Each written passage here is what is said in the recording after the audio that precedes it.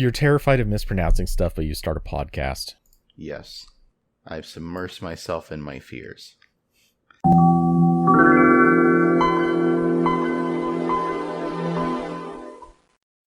Welcome to Tech Tales. I'm here with Cody. Hey, everybody.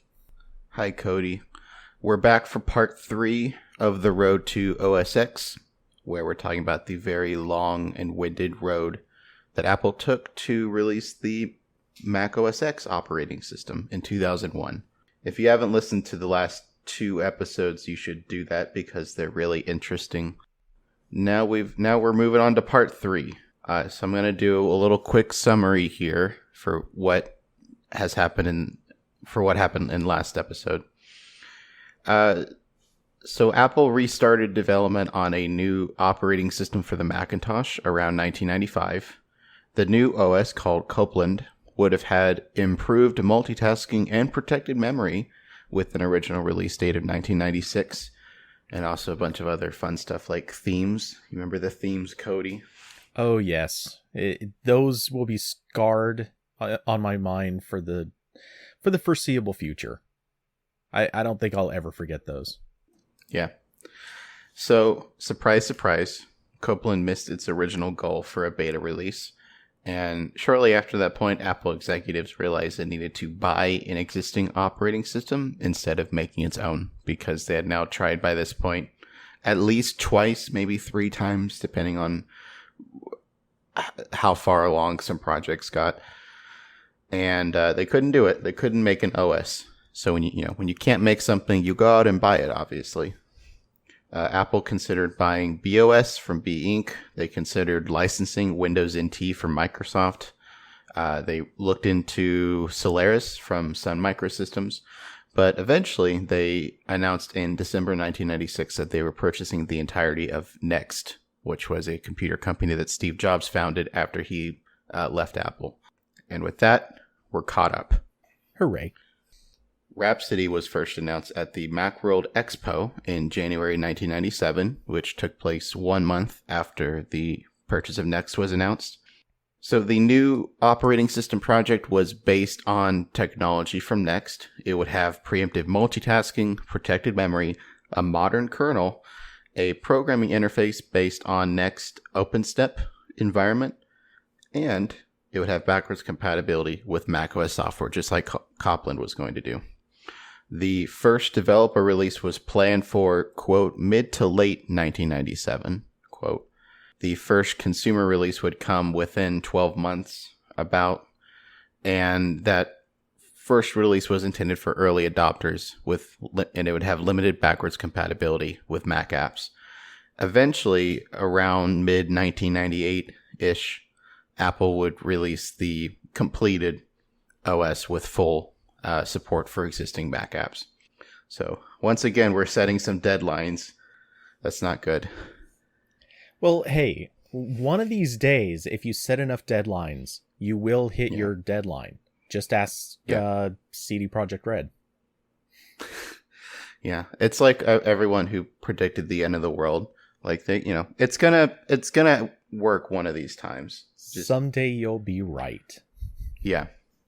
Also, while this OS was in development, Apple planned to continue updating the classic Macintosh operating system, which was something they weren't really doing when they were working on Copeland.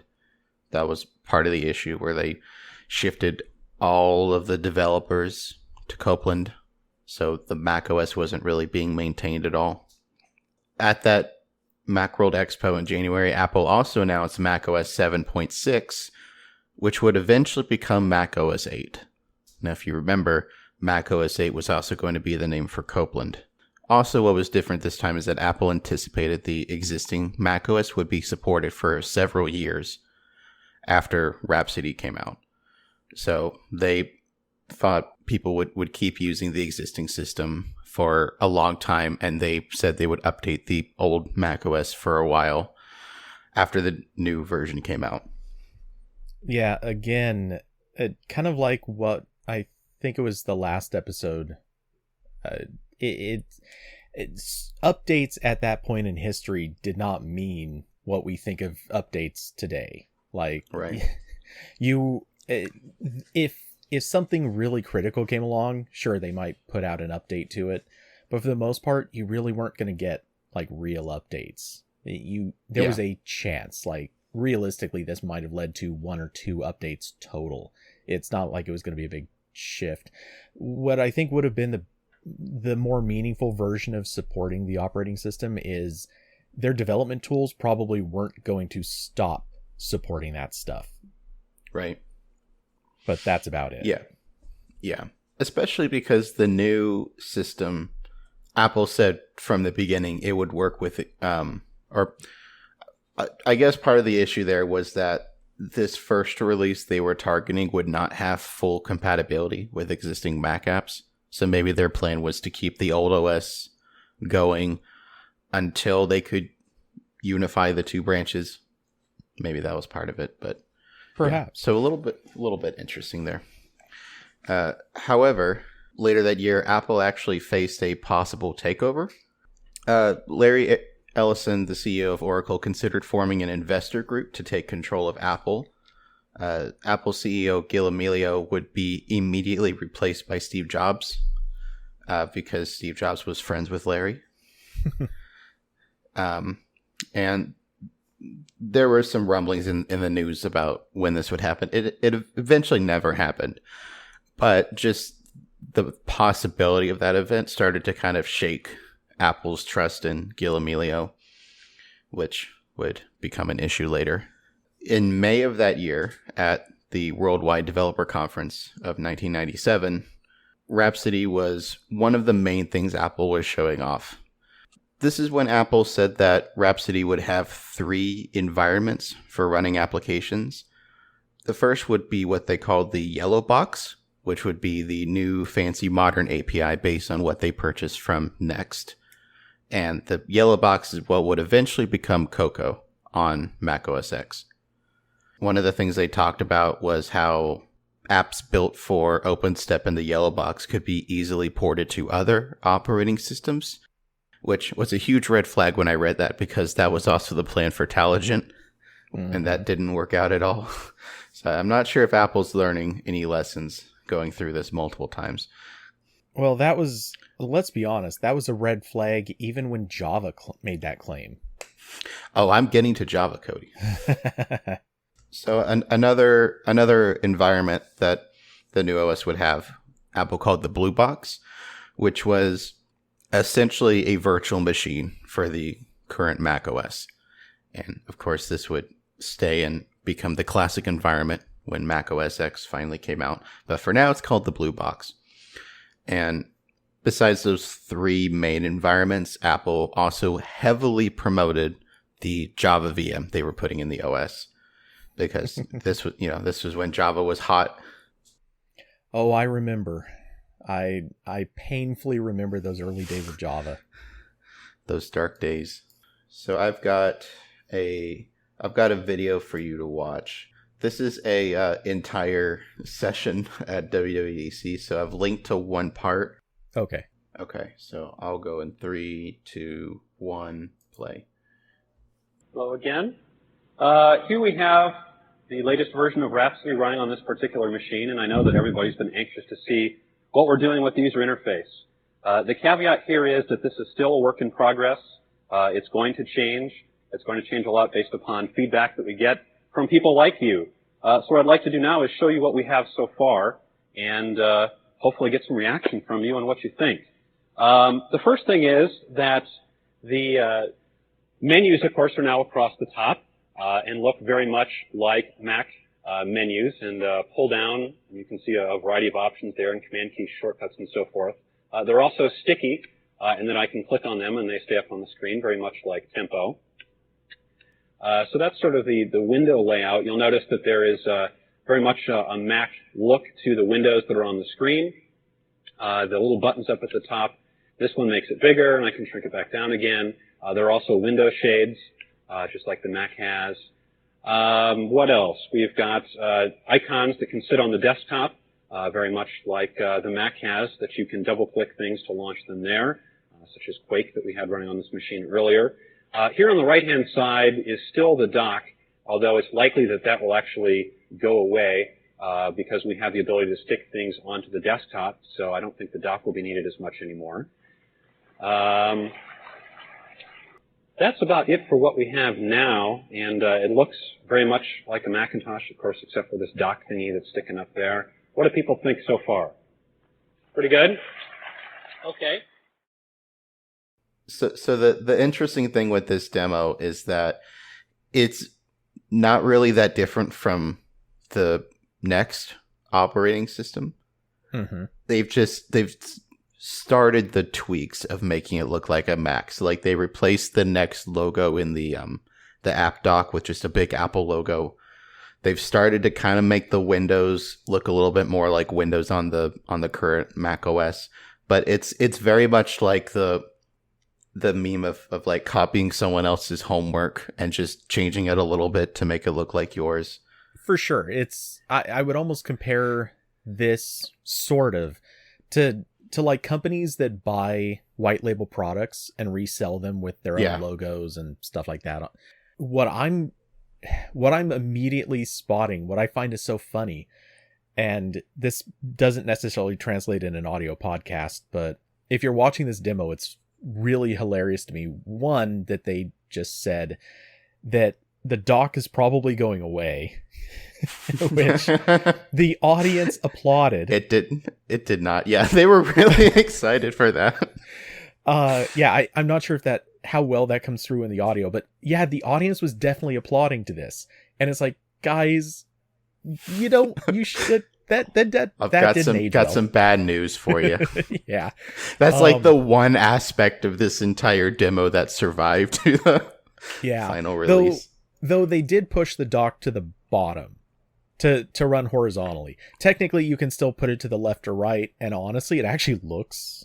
I mean, it's obviously way cleaned up, but it's kind of still actually like this when it is left or right docked. But okay, it is what it is. And it is really funny that they applauded that. But take that juxtaposition where they talk about the window shade. And this is the part, man, if you're just listening to this, watch this demo. Watch just those couple seconds of this demo where they show the window shade, because that is a feature. I am so happy it is dead and gone. The window shade feature was one of the stupidest things that ever existed. I remember that from being in school and using the early Macs back then. I hated it. It made no sense. Why do you want just a title bar floating around that it just made no sense.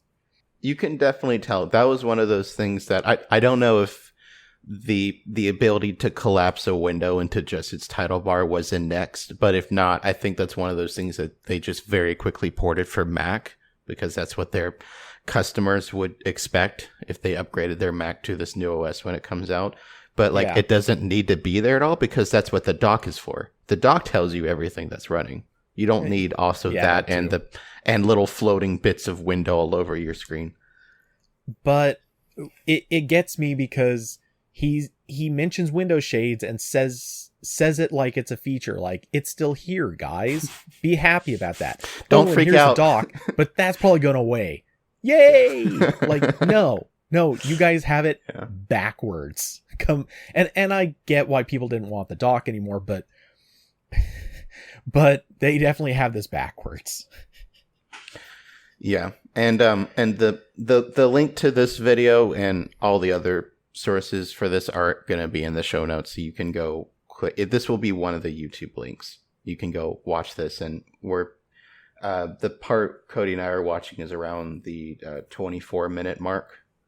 So you can go marvel in the glory of very pre-production Mac OS X.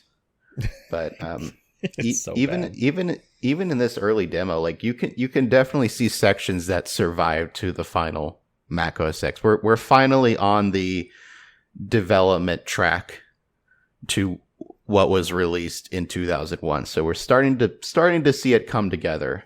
Like we've got the dock, we've got the applications with large buttons at the top instead of relying heavily on menus, even though, the final macOS does have a menu bar still. But there's the larger icons. There's more applications with like the column view, which, eventually we see in the Finder and a couple other apps. If we're really comparing it, this looks a lot like former versions of macOS.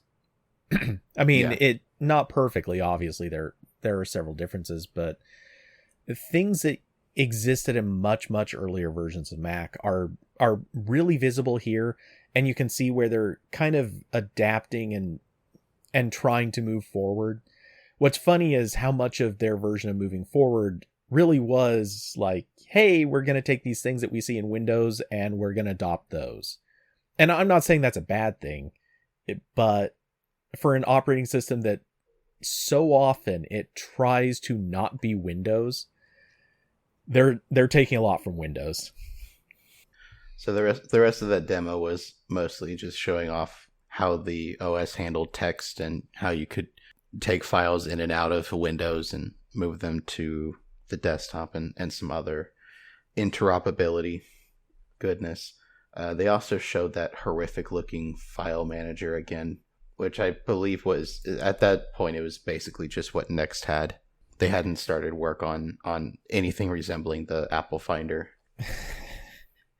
That is a bit of a funny notion, because Finder has become so important to their whole experience, and yet at the same time I would argue it's the thing they're trying the hardest to run away from.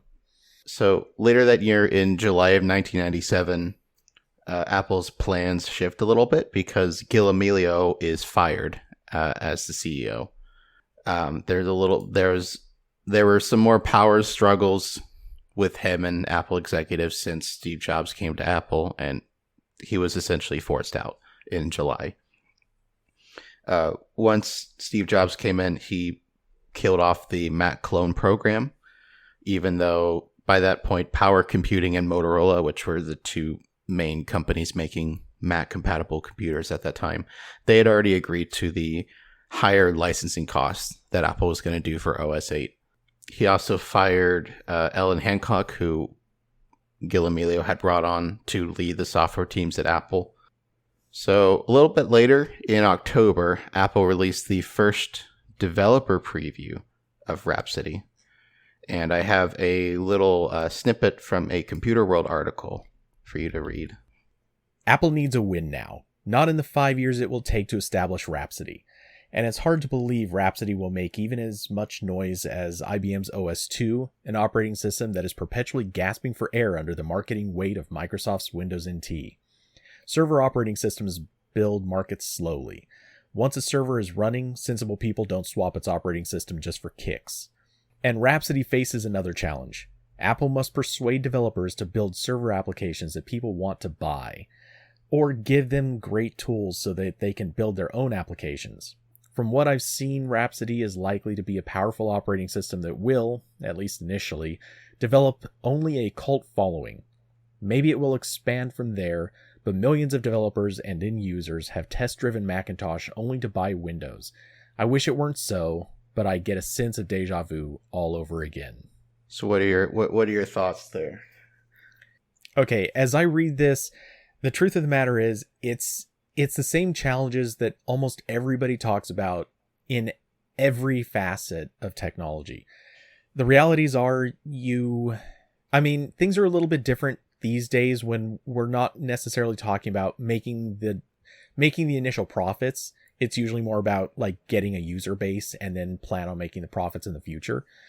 Right. But yeah, we're talking about back in a time period when you needed to make the money. You needed to actually have turnover of product, and he's not wrong. The reality is people were looking at a situation where they would have had to buy into an operating system that really didn't have software for it. And I'm not even talking the server aspect of it, even just from a user operating system perspective. But when you get into server operating systems, there wasn't going to be software for it.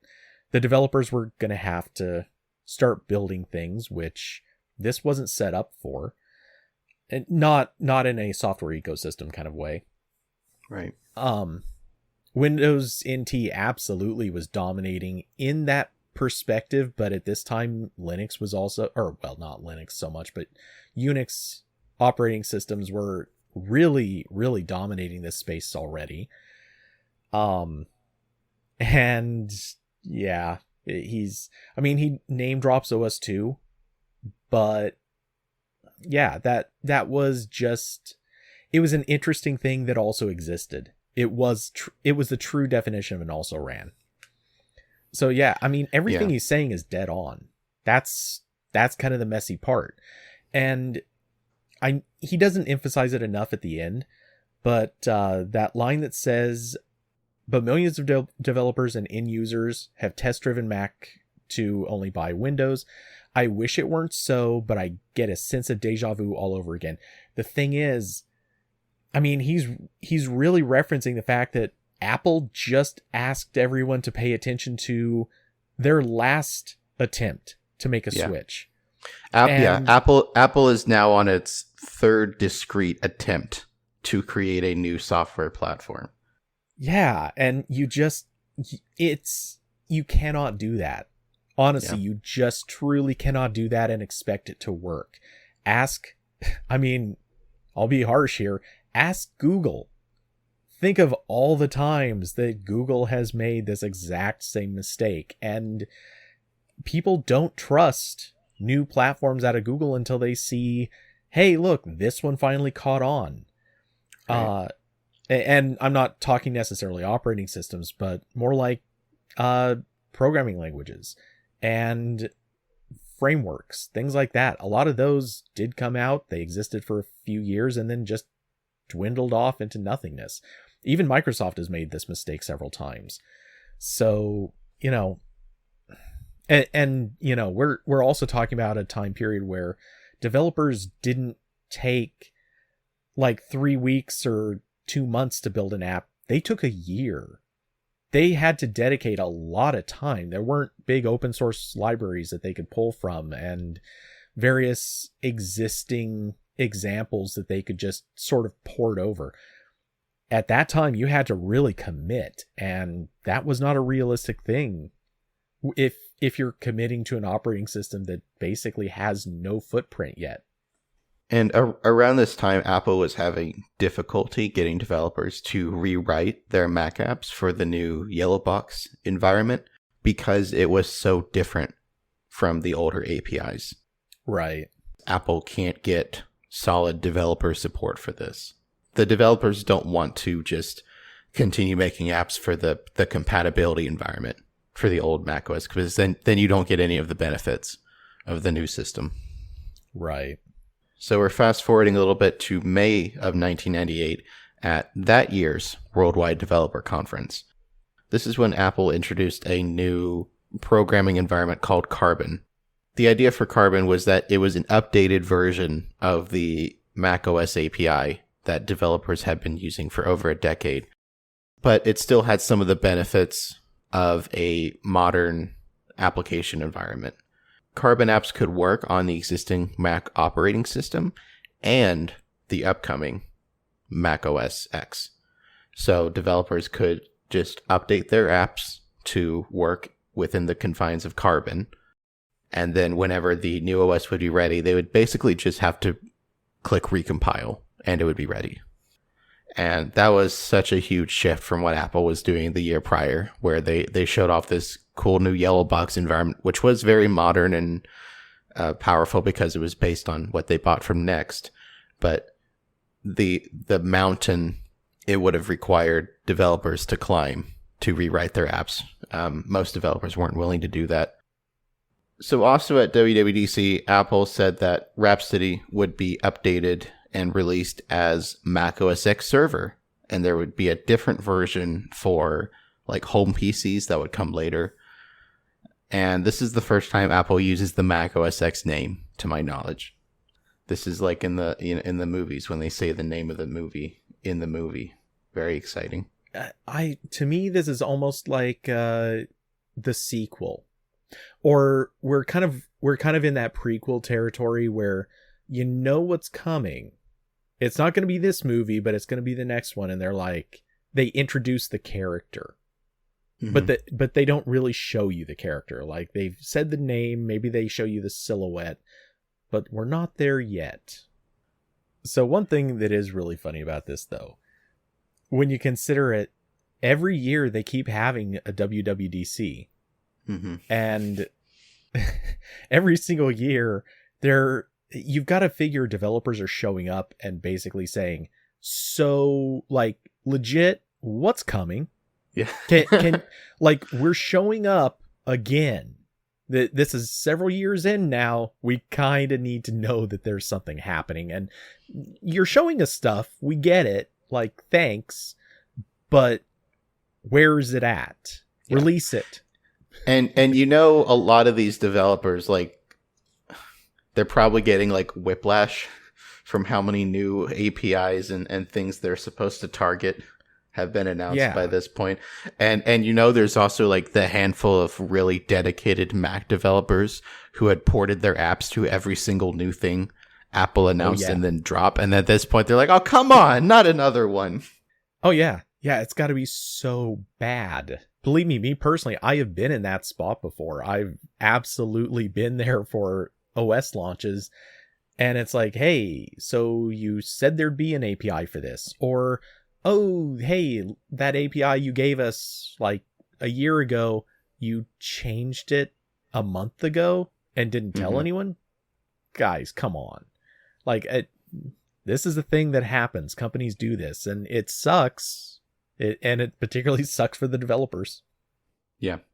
So Rhapsody is eventually released in March 1999 as Mac OS X Server 1.0. Mac OS X Server was only available for PowerPC Macs, which was a little bit different because the developer builds of Rhapsody had worked on PowerPC and Intel x86.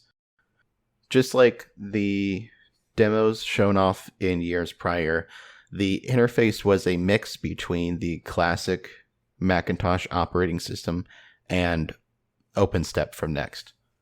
So I'm going to send you a page that has some screenshots of Mac OS X Server.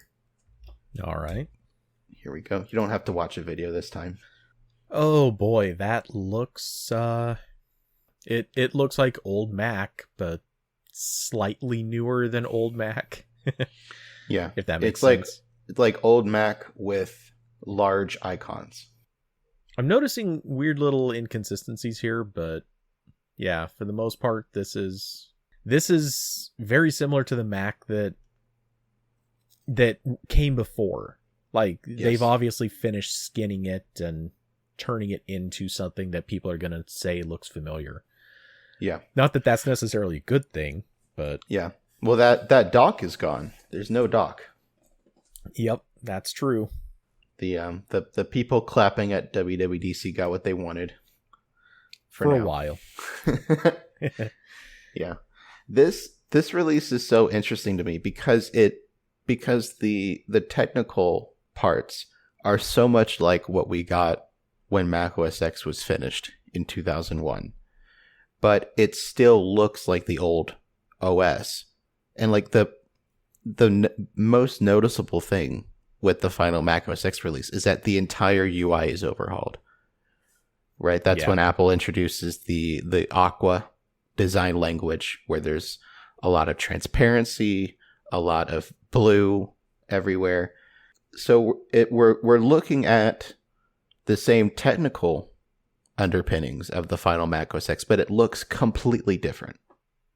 Yeah, the comparison I would almost want to make, again, it's hard not to compare this to Windows in a way, because the progress that Windows NT went through is very similar to that. They started building NT, and for a very long time, NT maintained the Windows 3.1 look while having a completely different kernel. And then progressively, it would adopt whatever happened in the user space just several years later. And, we're kind of seeing that same sort of thing happening here with Mac OS X Server. But of course, that was that was to change. Yeah. As the name suggests, this is an operating system for servers. So this is not something that Apple intends for normal people to go pick up at the Apple Store or the Circuit City or wherever people bought software in 1999. I don't know. I was a little baby.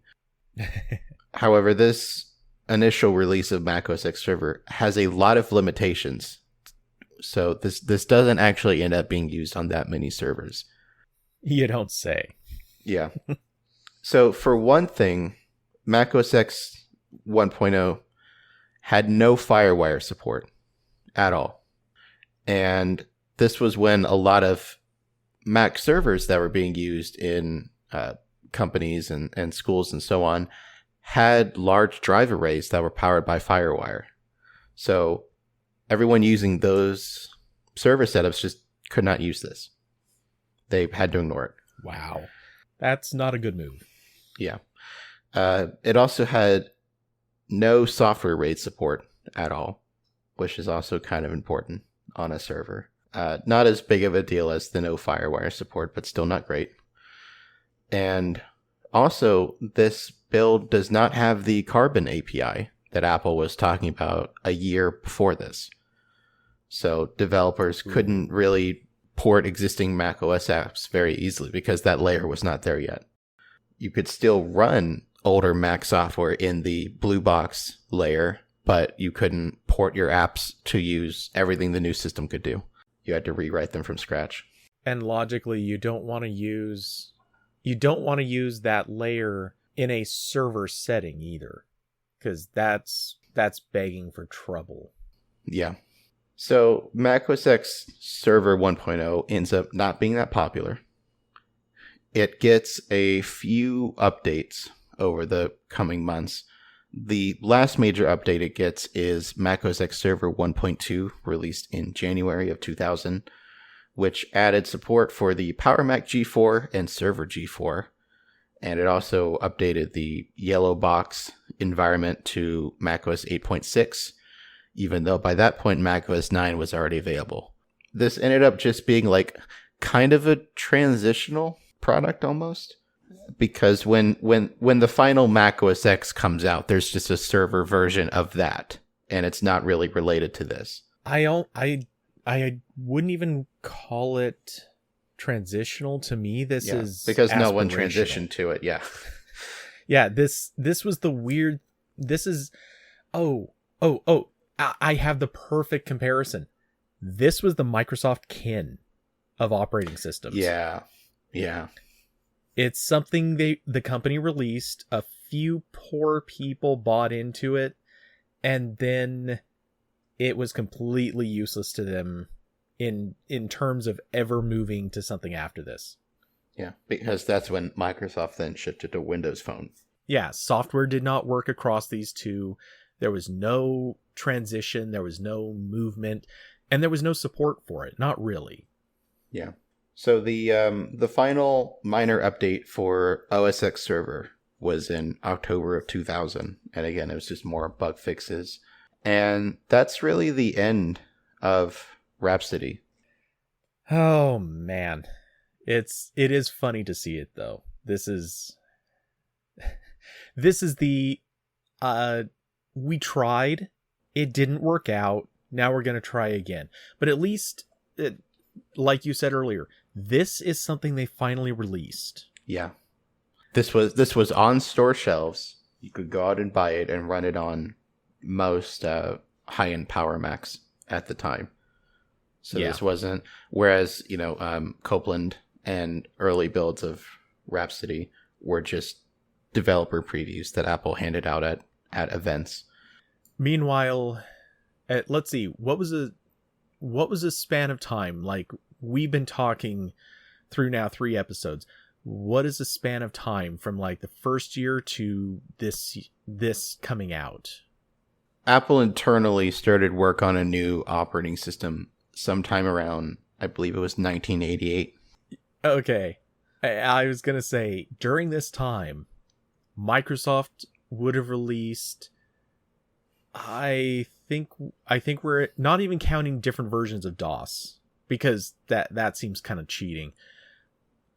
they would have released, I guess it would have been Windows at least 2 or 3. different versions of Windows. No, 4 different versions of Windows in that time. Yeah. Or is it Yeah. 5? I don't know. Because NT, obviously, since we discussed it, NT, Windows 95, Windows 97, sorry. That was 97 98. never really came out.